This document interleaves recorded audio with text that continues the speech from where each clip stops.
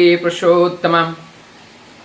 आज का ये राष्ट्रीय पर्व 15 अगस्त बड़े धूमधाम से भारत एवं बहिर्भारत में मनाया जा रहे हैं। इस शुभ अवसर पर मेरे हृदय के गहराई से सबका हार्दिक अभिनंदन। ये जो स्वतंत्रता दिवस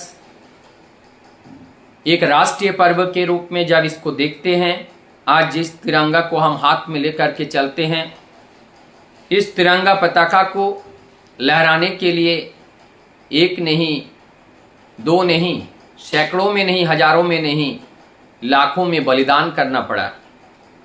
जिस लाखों देशभक्त के बलिदान का स्वरूप है, ये उसके बलिदान का स्वरूप है ये तिरंगा हमारा। तो इस तिरंगे का हमें सम्मान करना, इसका गौरव करना, साथ ही साथ हमें इस तिरंगे को सदा ऊंचा बना के रख पाएं, इसके लिए हमारी भारत की संप्रभुत्वता, उसके साथ किसी भी तरह का समझौता किसी से नहीं करना। और एक बात ध्यान रखना है, राष्ट्रभक्त हमारी सर्वोपरि है। देशभक्त बनना हमारी प्राथमिकता होनी चाहिए। और ये देशभक्त कब बनते हैं? जब लोग वास्तविक सत्य को जान पाते हैं कि हम अपने जीवन के उद्देश्य को परिपूर्ण करने के लिए कोई चीज़ें हमने सोचे हैं या नहीं। मानव जीवन हमें किस लिए मिला, क्यों मिला, और मिला तो उसका हम उपयोग कैसे कर रहे हैं, इसका उपयोग कैसे करना चाहिए। मानव जीवन का मूल उद्देश्य क्या है। ये सृष्टि में मनुष्य एक ऐसा प्राणी है जो सबसे ज़्यादा चेतन है, और वो बनाने वाले निर्माता जो हैं इसको चेतन ही क्यों बनाया। ये सारे चीज़ को अगर हम खोज करते हैं, हमारे अंदर ये जिज्ञासा जगता है, और तब जाकर के हमें उस सत्य सनातन के बात याद आती हैं। और जिन्होंने हमको पकड़ करके रखा है, फिर उनको संरक्षण करने का दायित्व भी हमारे ऊपर आता है। हम प्रकृति के पार्ट हैं, हम इस प्रकृति का ही एक अंश हैं। प्रकृति के अंदर हम रहते हैं और इस प्रकृति में हम समाहित हैं, और इस प्रकृति का रक्षा करना, और ये प्रकृति को ही हम भारत माता के रूप में जाने जाते हैं। चाहे वो साकार में भारत माता समझो या निराकार में वो ईश्वरीय सत्ता। आज इस प्रकृति ही हमारी जीवन को रक्षा कर रहे हैं। और वो कितनी तरह से हम देखते हैं, आकाश, अग्नि, वायु, जल, पृथ्वी, ये जो पंच तत्व से जितने भी वस्तुएं बने हुए हैं, और इस सारी सृष्टि के एक दूसरे को बांध के रखने के लिए, एक दूसरे के जीवन को सुंदर रखने के लिए। इसलिए परम दयाल श्री ठाकुर जी ये जो इंडिपेंडेंस है, इंडिपेंडेंस को ठाकुर जी कहते हैं इंटरडिपेंडेंस, क्योंकि एक दूसरे के ऊपर हम लोग निर्भरशील हैं और निर्भरशील होकर के हम चलते हैं। आज हमारी देश के ऊपर जो बाहरी आक्रांताओं का बार बार जो घात प्रतिघात हो रही है, और इसको जवाब देने का समय आया है। हम 150 करोड़ से अधिक यहाँ पे देशभक्त हैं। हम सभी लोग अगर हमारी उस देश की संप्रभुत्ता के रक्षा के लिए जिसे स्वदेशी का आह्वान किया गया है, उस स्वदेशी का अगर प्रयोग करने लगे, हमारी देश की स्वनिर्मित वस्तुओं का प्रयोग करने लगे, और जो बाहरी जिन लोगों ने हमारे देश के ऊपर बुरे नज़र से देखने का प्रयास किए हैं, और उनके जो उस वस्तु का अगर हम बहिष्कार करें, निश्चित रूप से उनको पता चल जाएगा कि किस तरह से देशभक्त का अर्थ क्या होता है। देशभक्त का ही अर्थ है अपने देश की समृद्धि के साथ साथ संपूर्ण विश्व का समृद्धि का परिकल्पना करना। भारत देश शुरू से ही ये करता चला आया है, और भारत ऋषियों का, गुरुओं का, और ये जो पुरुषोत्तम का देश रहा है, जहाँ पर रामकृष्ण, बुद्ध जी, सद मोहम्मद गौरंग महाप्रभु और परम दयाल श्री ठाकुर और रामकृष्ण परमहंस देव, ऐसे महाअनुभाव और बड़े बड़े वीर सपूतों का जन्म इस भारत धरती पर हुआ है। और इस सब का मूल उद्देश्य यही है कि प्रत्येक व्यक्ति को देश के प्रति और अपने प्रति जागरूक बनाना। ये जागरूक बनाने के लिए जो महाचेतन है, वह महाचेतन वो निराकार सत्ता साकार में आते हैं, और वो पुरुषत्व में उत्तम होते हैं, वो श्रेष्ठ होते हैं। वो श्रेष्ठतम महामानव इस धरती पर आकर के हम लोगों को राह दिखाते हैं, चलने का पथ दिखाते हैं, ताकि हम पथभ्रष्ट ना हो, ताकि हमारे चारित्रिक नियंत्रण रहे, ताकि हमारे श्रवण की नियंत्रण रहे, ताकि हमारी घ्राण और स्वाद का नियंत्रण करते हुए हम अपने जीवन को संयमी बनाएं। जब तक हम अपने आप को संयमी नहीं बनाते हैं तब तक हम अपने आप को रक्षा नहीं कर पाते हैं।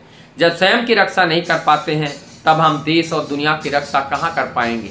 तो सर्वप्रथम हमें रक्षा ही करना है, तो सबसे पहले रक्षा करना है, अपने स्वयं को रक्षा करना है। और स्वयं के रक्षा के लिए संयमी होना है, और संयमी होने के लिए एक आदर्श की जरूरत होते हैं, और वही आदर्श सदगुरु के रूप में युग में आते हैं, युग की सारी समस्याओं को दूर करने के लिए, और उस समाधान लेकर के आते हैं।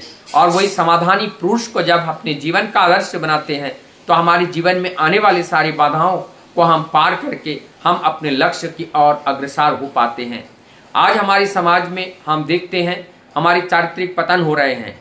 हमारी जो यंग है, जो एनर्जी है, हमारी जीवन की एनर्जी का ह्रास हो रहा है, हमारी चारित्रिक पतन हो रहा है। हमारी जो सब समाज की जो व्यवहार है वो धीरे धीरे निम्न स्तर पे जा रहा है। इसका मूल कारण क्या है? हमारे जीवन में केंद्र नहीं है। हम अपने माता पिता को जीवन का केंद्र मान करके नहीं चल रहे हैं। हम अपने गुरुजनों को जीवन का केंद्र बन करके नहीं चल रहे हैं। हम अपने आदर्शों को अपने जीवन केंद्र बना करके नहीं चल रहे हैं।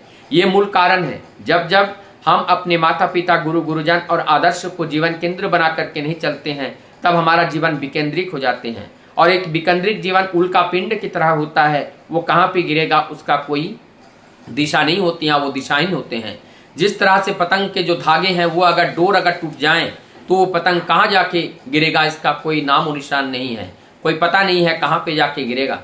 या इस तरह से ये पतंग जो डोरी कटा हुआ पतंग की तरह हमारा जीवन अगर हो जाए तो ये कहाँ जाके गिरेगा कोई पता नहीं। इस जीवन का उद्देश्य ही परिपूर्ण नहीं होगा। तो आज जिस हम उद्देश्य के लिए, जिस कारण के लिए आज हम सभी लोग इस 79 जो इंडिपेंडेंट डेज हम जो मना रहे हैं, इसमें हम लोग प्रतिज्ञा करेंगे कि हम स्वदेशी का प्रयोग करेंगे। और स्वदेशी का प्रयोग के साथ साथ क्या क्या प्रयोग करेंगे? हम अपने रोग निवारण के लिए हम स्वदेशी औषधियों का ज़्यादा से ज़्यादा हम प्रयोग करेंगे। और हमारी जो योग है, हमारी योग यम नियम प्राणायाम है, इसका हम प्रयोग करेंगे। क्योंकि ये हमें क्या करता है? निरोग तो बनाता ही बनाता है, और निरोग के साथ साथ हमारी मन को निर्मल बनाते हैं। और मन जब निर्मल होते हैं, निर्मल मन में उस परमात्मा का दर्शन भी संभव होता है। तो हमें जब परमात्मा का दर्शन होते हैं, हमें उस ज्ञान का उदय होते हैं। और जब ज्ञान का उदय होते हैं, अज्ञानता दूर हो जाती है। और ये अज्ञानता रूपी जो बेड़ा ये आत्मा और परमात्मा के बीच में लगा हुआ था, जब हमारे पास ज्ञान होता है तो बेड़ा भी हट जाता है। तब जाकर के आत्मा और परमात्मा के साथ एक महामिलन होते हैं। और उस मिलन की बेला पर हम लोग प्रतीक्षारत रहते हैं। हम लोग देखते हैं समाज में आज सोशल मीडिया का बहुत बड़ा जोर हो गया, और अनेकों सोशल मीडिया में यूट्यूबर ने अनेक तरह से वो बातें करते हैं। वो जिस बात करते हैं, जिस तर्क को देते हैं, वो स्वयं उस तत्व को जितना समझते हैं उतना ही इस दुनिया को समझते हैं। ये कुएं का मेढक और एक महासमुद्र का मेढक, इस तरह की बातें होती हैं। लेकिन हमने जो समझा, हमने जो सोचा, और वही सोच क्या वही होगा? ये कभी नहीं होते हैं। सोच का बहुत सारे डायमेंशन है। ये गोला बनाने के लिए 360 डिग्री का होता है। वो किस एंगल से वो देख रहे हैं, इसको देखना बहुत ज़्यादा जरूरी है। इसलिए अनुभवी व्यक्ति, ब्रह्म ज्ञानी के अलावा जिन्होंने ब्रह्म का दर्शन किया है, वो वास्तव में हर वस्तु का स्वरूप को वो जान सकता है। ब्रह्म ज्ञानी के अलावा कोई भी वस्तु का स्वरूप को जानना ये बहुत बड़ा कठिन होते हैं। ऊपर हम उसको देख सकते हैं, लेकिन उसके अंदर क्या है उसको हम देख नहीं सकते हैं। उसके लिए ब्रह्म ज्ञानी की होना बहुत ज़्यादा जरूरी है। आप हमें देख पा रहे हैं, ये जो शरीर है, ये पिंड शरीर का दर्शन हम एक दूसरे को कर रहे हैं। लेकिन इस पिंड शरीर के पीछे एक सूक्ष्म शरीर है। ये सूक्ष्म शरीर को हम नहीं देख पा रहे हैं, और उसके पीछे एक कारण शरीर है। क्या आप उस कारण शरीर और सूक्ष्म शरीर को देख पा रहे हैं? नहीं देख पा रहे हैं। देख नहीं पा रहे हैं तो इसका मतलब क्या वो है नहीं? और वो है, लेकिन आप देख नहीं पा रहे हैं। वो आपकी कमी है, क्योंकि आपने उस ब्रह्म तत्व को जाना नहीं। और ना जान करके जब हम ऐसे करते हैं तो ये अज्ञानता का परिचय होते हैं। ऐसे आज सोशल मीडिया में बहुत सारे चीज़ें, हम किसी के ऊपर कोई भी उक्ति कर देते हैं, किसी को निंदा करते हैं। इस तरह से बातें को करना ये एक स्वच्छता का परिवेशन नहीं है, और ये आध्यात्मिकता परिवेशन नहीं है। किसी को निंदा करके, किसी को छोटा करके हम बड़ा बनना चाहे, ये संभव नहीं होता है। ये प्रकृति का नियम नहीं है। प्रकृति का नियम है खुद को छोटा रख के दूसरों को बड़ा बनाना, बड़े दृष्टि में देखना, बड़प्पन करना। इस तरह से जब हम चलते हैं, निश्चित रूप से सत्य का ये प्रतीत होता है। आज हमारे समाज को, हमारी राष्ट्र को, हमारी परिवार और अपने व्यक्ति जीवन को अगर आगे लेकर के चलना है तो उसके लिए हम लोगों का संघर्ष करना है, असत्य को परिहार करना है, सत्य को लेकर के चलना है और उसके लिए उस ब्रह्म सत्य को जानना होगा, उस परम तत्व को जानना होगा। जब हम उस परम तत्व और परम सत्य को जान जाएंगे, जीवन में चलने के पथ पर हमें कोई बाधा नहीं आएगी। हमारी आंखें सही दिखेगा, कान हमारा सही सुनेगा, नाक हमारा सही घ्राण लेगा और ये जीवा भी हमारा सही स्वाद का आस्वादन करेगा। और इस तरह से हम एक स्वस्थ एवं ससंपन्न व्यक्ति बन करके समृद्ध राष्ट्र का निर्माण कर सकते हैं। आइए, हम वीर सपूत हैं, हम किससे डरेंगे नहीं, झुकेंगे नहीं। हम अपने देश को आगे बढ़ाने के लिए भरसक प्रयास करेंगे और उसके लिए जो कुछ भी बलिदान हम लोगों को करना है, हम सौसा तरीके से हम उस बलिदान को अपने घर रहकर, अपने खेत खलियान में रहकर, देश में भी विदेश में भी, हम जहाँ पर भी हैं, राष्ट्र के प्रति हमारा प्रेम और सद्भाव को लेकर हम चलेंगे। निश्चित रूप से हमारा वो देश उस समृद्धि और शक्तिशाली भारत के रूप में, और जिस प्रतिज्ञा किए हैं कि 1947 तक भारत की आज़ादी के 100 वर्ष के पूर्ण पे हमारा देश विकसित देश होगा और इस विकसित देश को निर्माण करने के लिए हम सभी को एकजुट होकर के उस प्रतिज्ञाबद्धता के साथ उस निर्देश को पालन करते हुए चलना होगा।